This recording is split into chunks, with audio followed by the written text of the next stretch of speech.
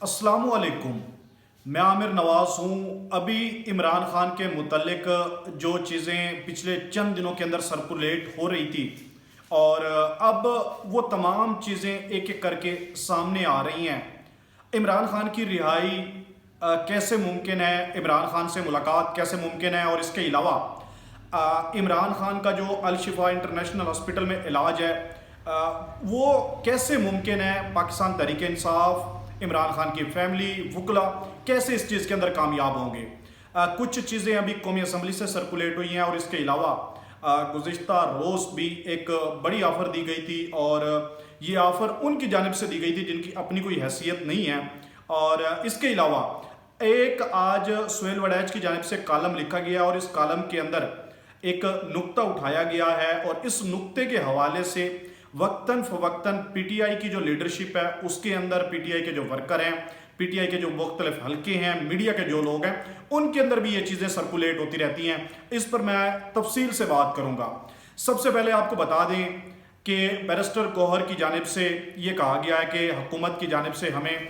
मुज़ाकरात की ऑफ़र दी गई थी और हमने उसको वेलकम किया है, लेकिन अभी ये मुज़ाकरात किसी भी जगह पर शुरू नहीं हुए हैं और अभी तो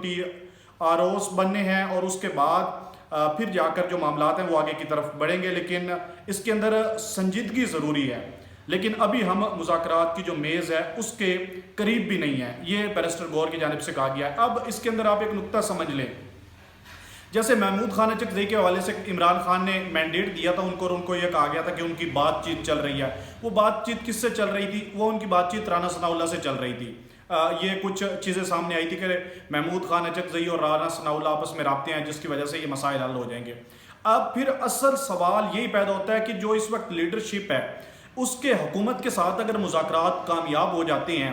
तो क्या हुकूमत इस पोजीशन में है कि वो पाकिस्तान तहरीक इंसाफ के चेयरमैन इमरान खान को, इमरान खान की फैमिली को, पीटीआई को रिलीफ दे सकती है? एक तरफ तो मुख्तलिफ वक्तन फ़वक्तन तनकीद की जाती है और ये सब लोग जानते हैं कि इस हुकूमत की कितनी एक पोजीशन है, कितनी एक वक़्त रखती है, और उसके बावजूद फिर इसी हुकूमत से तवक्को लगाना, इसी से मामलात को आगे लेके बढ़ना, तो ये एक बेवकूफ़ी इसको कहा जा सकता है और कुछ नहीं कहा जा सकता। इसके अलावा गुज़िश्ता रोज़ जो महमूद मौलवी है उनकी जानिब से ये ऑफ़र दी गई थी कि पीटीआई मुझे मैंडेट दें, और ज़ाहिर बात है वो हुकूमत के करीब भी हैं, मुक़्तदरा के करीब भी हैं, और 3 माह के अंदर उनको कोई ना कोई इसका रिज़ल्ट, कोई ना कोई नतीजा बाहर निकाल के देंगे और हो सकता है कि इमरान खान की रिहाई भी हो जाए और जो मामलात हैं वो आगे की तरफ बढ़ जाएँ। तकरीबन 8 से 9 माह हो गए हैं, तमाम चीज़ें मुंजमद हो चुकी हैं और अभी बैरिस्टर गौहर की जानिब से भी ये मुतालबा किया गया कि इमरान खान तक मुलाकात की इजाज़त दी जाए, फैमिली को भी, मुझे भी, ताकि जो मामलात हैं वो आगे की तरफ बढ़ें। लेकिन हुकूमत या मुक़्तदरा क्यों इमरान खान से मुलाकात तक रिसाई दी जाए? क्योंकि जो चीज़ें अंदर से सामने आनी है वो हुकूमत के ख़िलाफ़, मुक़्तदरा के ख़िलाफ़ होनी है, तो वो क्यों इसको रिसाई दें पाकिस्तान तहरीक इंसाफ को? तो ये वो मामला है जो इस वक्त गंभीर होता जा रहा है और पीटीआई को ये समझ नहीं आ रही कि अब आखिर आगे होने क्या जा रहा है और इस भंवर से, इस सूरत हाल से कैसे निकलना है। अभी तारिक फजल चौधरी की जानिब से ये बताया गया है कि 24 जून को बजट पास कर लिया जाएगा और उसके बाद फिर ये भी चीज़ें सर्कुलेट होती रही कि जब बजट पास हो जाएगा तो फिर हुकूमत के जो दिन है वो गिने जा चुके हैं और फिर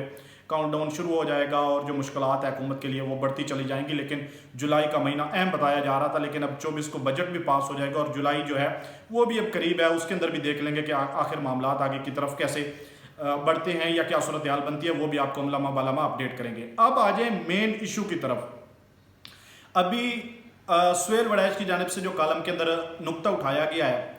एक तो ये कहा गया कि शाह महमूद कुरैशी भी मुज़ाकरात को कामयाब करवा सकते हैं, लेकिन मुख्तलिफ हल्के हैं जिनके अंदर बाहर लोग बैठे हैं, मीडिया पर, या इसके अलावा पाकिस्तान तहरीक इंसाफ के जो एक्टिविस्ट लोग हैं, या इसके अलावा जो पीटीआई के वर्कर हैं, लीडरशिप है, उनके अंदर एक स्ट्रॉन्ग किस्म का एक बयानिया पाया जाता है कि वो किसी भी सूरत में भीख मांगने के लिए तैयार नहीं है और झुकने के लिए तैयार नहीं है। तो शाह महमूद कुरैशी के हवाले से कहा गया कि वो इसीलिए जेल में बैठे हुए हैं। हालांकि शाह महमूद कुरैशी इमरान खान के जो मामलात हैं वो सीधे करवा सकते हैं, लेकिन उनको ये पता है कि अगर मैं ये मामलात सीधे करवाए तो फिर गद्दारी के जो सर्टिफिकेट हैं और एक लेबल है वो मेरे ऊपर भी लग जाएगा। मैंने जो जेलें बर्दाश्त की हैं और इसके अलावा मेरे ख़ानदान ने जो मुश्किलातें भुगती हैं तो वो सारी रायगा चली जाएंगी, इसीलिए शाह महमूद कुरैशी भी जेल से बाहर नहीं आ रहे हैं। अब आ जाएं अलीमा खान की तरफ। अलीमा खान के मुतल्लिक वक्तन फ़वक्तन ये कहा जाता रहा कि बैरिस्टर गौहर की कहीं पर ना कहीं पर बातचीत चल रही है और बैरिस्टर गौहर जो हैं वो मामलात को आगे लेके बढ़ रहे हैं, और अलीमा खान फौरी तौर पे अडियाला जेल के बाहर की कॉल दे देती हैं कि 10,000 वर्कर पहुंचे, और फिर वहाँ पे बड़ी तादाद में लोग आ जाते हैं और उसके बाद फिर वहाँ पे नारेबाजी होती है और जिस तरह की सूरत हाल बनती है तो फिर जो मामलात होते हैं वो रुक जाते हैं। ये मुख्तलिफ जो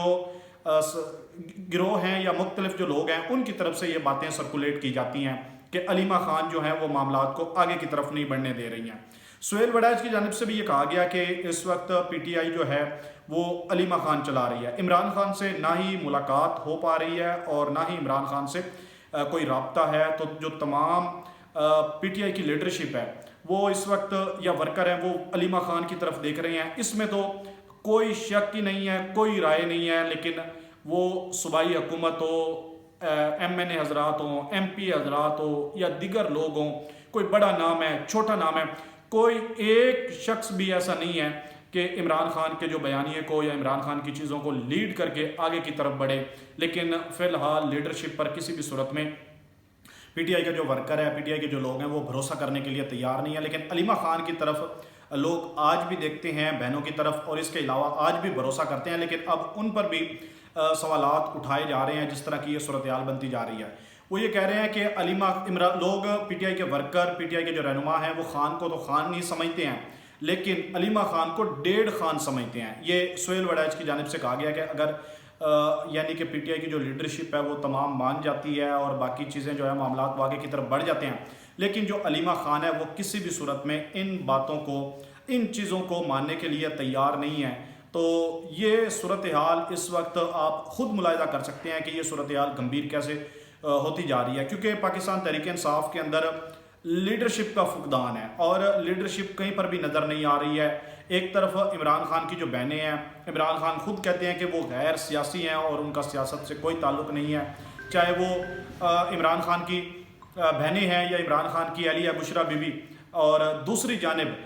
जो बाकी लीडरशिप है वो इमरान खान के बयानिए का बोझ बर्दाश्त नहीं कर सकती और उनकी जो चीज़ों को आगे लेके नहीं बढ़ सकती। तो ऐसी मुश्किल में जो बहनें हैं वो डट के खड़ी रही हैं, और ख़ास तौर पे जो जिस तरह उन्होंने अडियाला जेल का जो महाज है वो संभाले रखा है। शायद अगर इमरान खान की बहनें ना होती तो पाकिस्तान तहरीक इंसाफ का वर्कर या रहनुमा कोई अडियाला जेल बाहर आने के लिए भी तैयार ना होते और खान को पूछने तक के लिए भी ना होते। लेकिन ये इमरान खान की बहनें जो हैं वो वक्तन फ़वक्तन लीडरशिप पर भी प्रेशर बढ़ाती हैं और इसके अलावा जो मामलात हैं वो भी आगे की तरफ लेके बढ़ती हैं। इसके अलावा अलीमा खान की कुछ इस तरह की चीज़ें भी सामने आती हैं, ख़ासतौर पे KPK की हुकूमत के हवाले से या मुज़ाकरात के हवाले से, और सलमान अकरम राजा बाकी लोग भी कहते हैं कि उनको इतनी सियासी बसीरत नहीं है और इतनी उनको समझ बूझ नहीं है कि वो मामलात को समझ सके, क्योंकि उन्होंने बजट के हवाले से भी कहा गया था और फिर 1 साल का बजट KPK की हुकूमत को मंजूर करना पड़ा है। तो अब ये तमाम चीज़ें हैं, देखना है कि मामलात किस तरफ जाते हैं। और कल इमरान खान से मुलाकात का दिन भी है, तो वहाँ पे बहनें भी आएंगे और बाकी लोग भी आएंगे। जो चीज़ें अपडेट होंगी आपको बराह रास्त अपडेट करेंगे। अपने मेज़बान आमिर नवाज़ को इजाज़त दीजिए। अल्लाह निगहबान।